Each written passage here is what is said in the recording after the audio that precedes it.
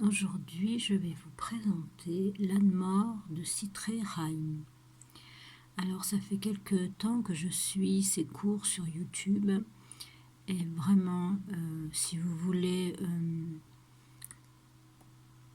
avancer sur ce chemin, allez voir sa chaîne. Il y a beaucoup de vidéos, de cours, d'enseignements sur l'âme, sur la réparation de l'âme, sur l'amour qui répare tout et vous allez découvrir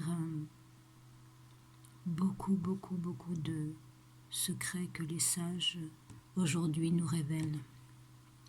Alors ici c'est un extrait et je vous mettrai dans le descriptif de la chaîne le lien de l'enseignement en entier. Le passé ne peut se réparer que dans le présent. On peut réparer tout, Baruch Hashem. C'est le monde de la réparation. Et comment on répare? Je vais vous dire quelque chose qui va un peu vous choquer aussi aujourd'hui, mais ça fait rien. Au lieu d'essayer de réparer ce qui a été endommagé dans le passé, il faut créer dans le présent de la lumière.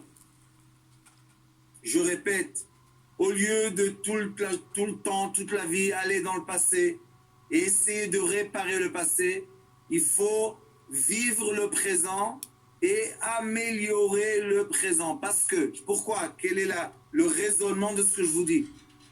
Tout mon passé a déclenché mon présent.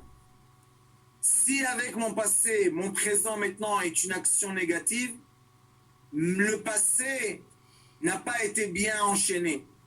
Mais si aujourd'hui, à ce moment précis, mon présent est positif, ça veut dire que tout mon passé était valable.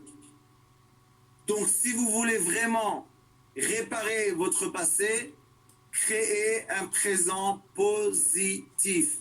Il faut créer un présent positif. Il faut être concentré sur le présent. Il faut que la longueur d'onde présente soit de la joie, un sourire, la charité, faire du bien, étudier, s'élever, aider son prochain. Si je suis toute la journée dans ça, ça veut dire que mon passé, malgré toutes les mauvaises choses que j'ai fait, a été valable. Je vais vous donner une preuve de la Torah orale qui s'appelle la Mishnah.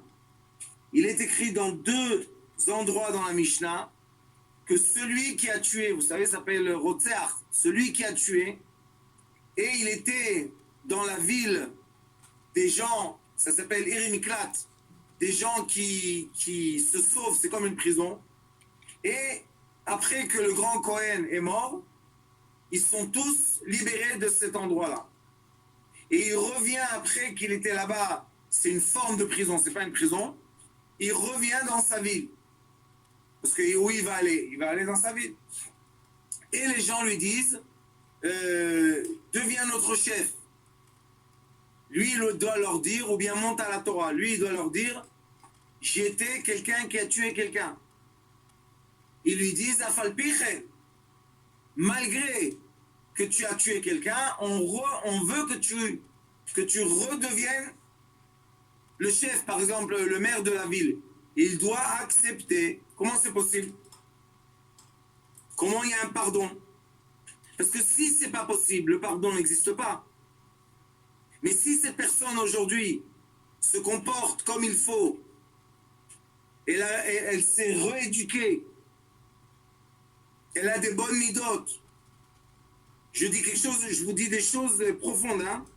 Ça veut dire que tout l'enchaînement de son passé a une apparence bénéficiaire, Madame Bérénice. Donc tout le passé était valable. Tout ce que j'ai vécu dans ma vie, qui m'emmène à ce moment précis de vous donner un cours de Torah, merci mon Dieu pour chaque seconde. Ah, monsieur le Rav, vous avez eu des moments qui sont interdits. Nachon. Nachon? Comme tout le monde. Mais qu'est-ce que j'ai fait de mon interdit? Et qu'est-ce qu'a fait un autre de son interdit? Celui qui en conscience d'être de l'interdit, il va créer la tchouva, il va penser, il va se corriger, il va monter en conscience, il va étudier et il va monter. Donc, l'interdit était un escalier dans l'immeuble. Mais celui que l'interdit le fait tomber dans le puits, l'escalier n'était pas un escalier dans un grand immeuble qui va très haut, mais au contraire, c'était comme une pierre qui l'a fait tomber dans le puits. Donc il y a une très grande différence de conscience. Et même celui qui est dans le puits, fin fond du puits, comme Yosef Hatzadik, Joseph a été jeté dans le puits, mais lui il était en conscience d'un être, sont venus des gens et ils l'ont sorti du puits. Ça veut dire que même si je suis dans le fin fond du puits, mais je suis en bonne conscience vitale, eh bien, du ciel, on va tourner les choses de façon qu'on va rencontrer quelqu'un qui va commencer à nous faire monter dans l'échelle et on peut atteindre des très grands sommets. On peut vraiment aller très haut et c'est le but de la vie. Le but.